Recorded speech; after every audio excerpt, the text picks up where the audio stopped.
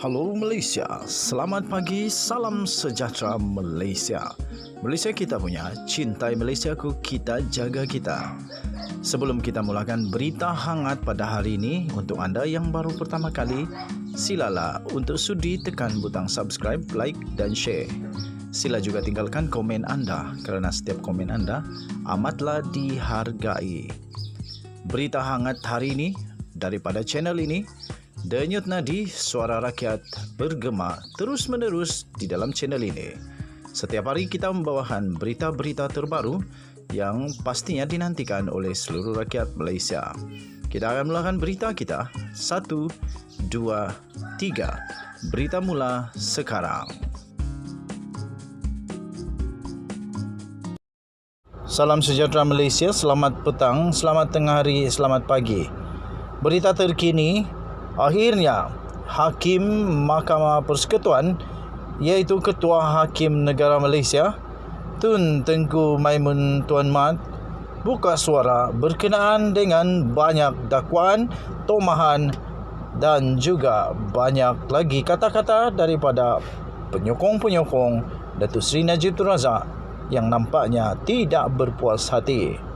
Dipetik daripada sinarharian.com.my bertarikh 10 September 2022. Tuan Hakim yang bijaksana berkata, baca alasan penghakiman. Berita penuh.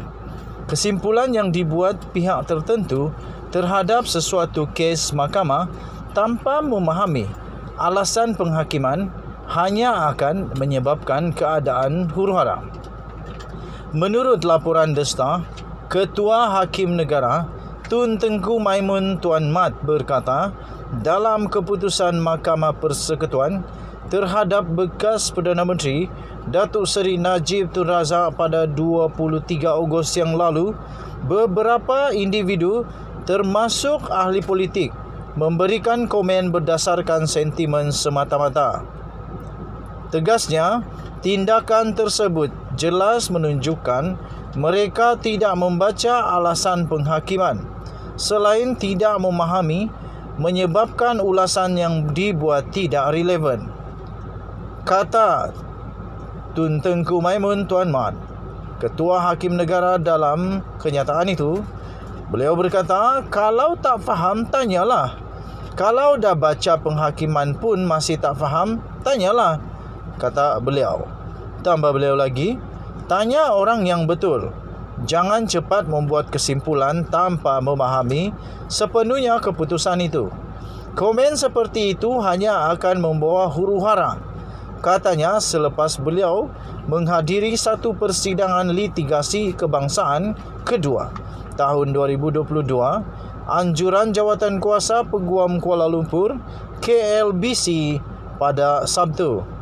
Beliau berkata demikian ketika beliau diminta untuk mengulas mengenai serangan terhadap institusi kehakiman susulan keputusan Mahkamah Persekutuan yang telah mengekalkan sabitan dan hukuman 12 tahun penjara serta denda 210 juta ringgit Malaysia yang telah dikenakan ke atas Najib yang didapati bersalah menyeleweng dana 42 juta ringgit Malaysia milik SRC International Sendirian Berhad. Panel 5 hakim yang dipengerusikan Tengku Maimun sebulat suara telah membuat keputusan itu selepas mendapati pembelaan Najib sememangnya tidak konsisten dan gagal menimbulkan keraguan munasabah. Sebelum ini, Majlis Peguam mengutuk tindakan berniat jahat, tidak wajar dan membentuk ancaman yang dilemparkan terhadap badan kehakiman serta Tengku Maimun. Menyifatkan serangan itu berbaur sentimen anti kehakiman serta tidak adil kepada badan kehakiman negara. Tengku Maimun dalam pada itu berkata, adalah tidak adil sekiranya ada pihak membuat kesimpulan tanpa memahami sesuatu isu. Kata beliau, adalah tidak adil untuk membuat kenyataan terhadap isu yang kamu tidak faham. Jika kamu tidak faham, tiada asas pengetahuan, tidak memahami sepenuhnya, tetapi kamu buat kenyataan, ini tidak betul, kata beliau. Sekian berita. Berita ini anda boleh dapati daripada sinarharian.com.my bertarikh 10 September 2022 dengan tajuk Baca Alasan Penghakiman. Denyut nadi suara rakyat terus bergema di channel ini. Jangan lupa tekan butang subscribe, like dan share. Kita jaga kita Malaysia, kita punya, cintai Malaysiaku. Sila tinggalkan komen anda. Kita jumpa lagi. Bye-bye. Salam sejahtera Malaysia. Kawan saya Fels Lifestyle. Di depan tu Nazilin Unity. Oi, kami minum kopi lah. Apa lagi? Ada satu soalan yang saya pikir. Ada satu soalan yang kawan tanya. Apa beza Lokman Adam dan juga Rafizi Ramli? Pertama beza dia, of course nama diorang tidak sama. Nama diorang tidak sama. Yang satu Lokman Adam, yang satu Rafizi Ramli. Itu perbezaan yang pertama. Yang sama, yang berbeza juga, diorang tinggal tempat lain, pati lain, rumah lain, istri lain, semua lain lah.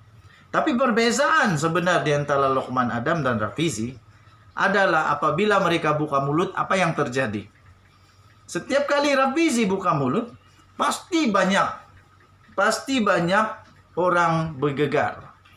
Pasti banyak pendedahan untuk memperbaiki, menyelamatkan negara daripada manusia-manusia yang tamak, yang makan duit kerajaan negara Malaysia.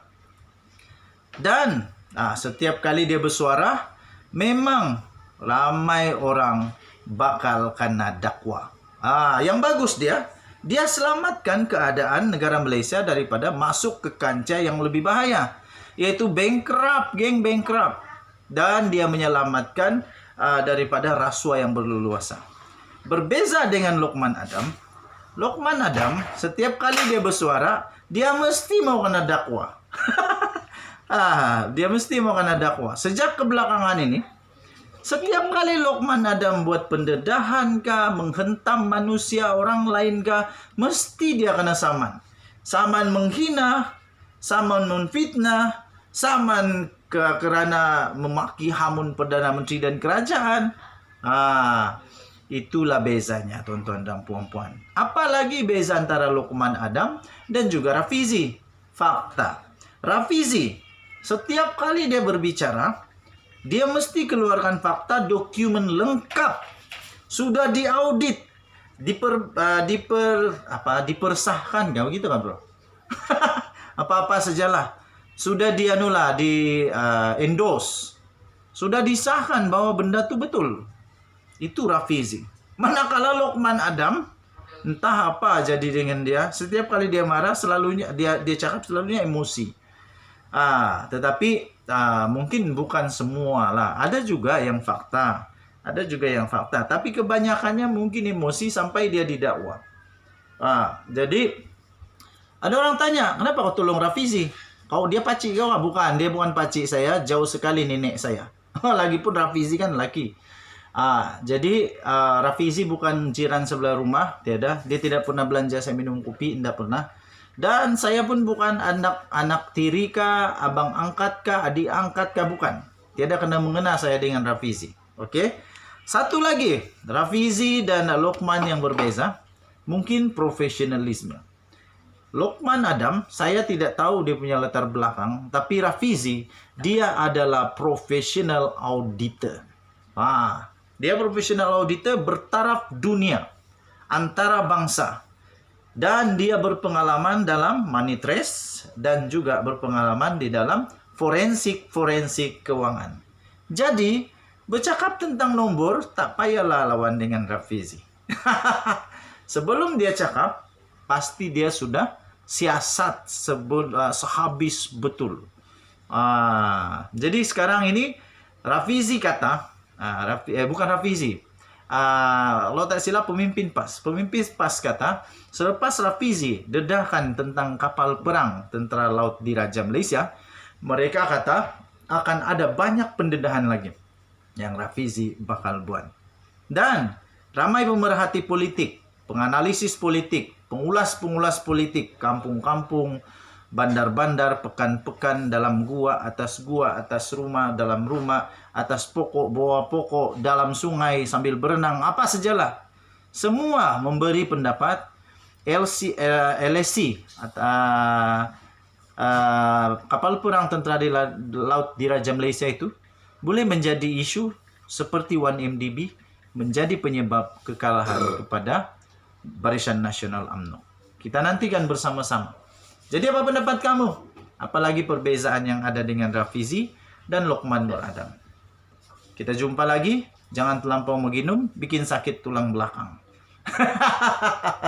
Denyut nadi suara rakyat bergema di channel ini.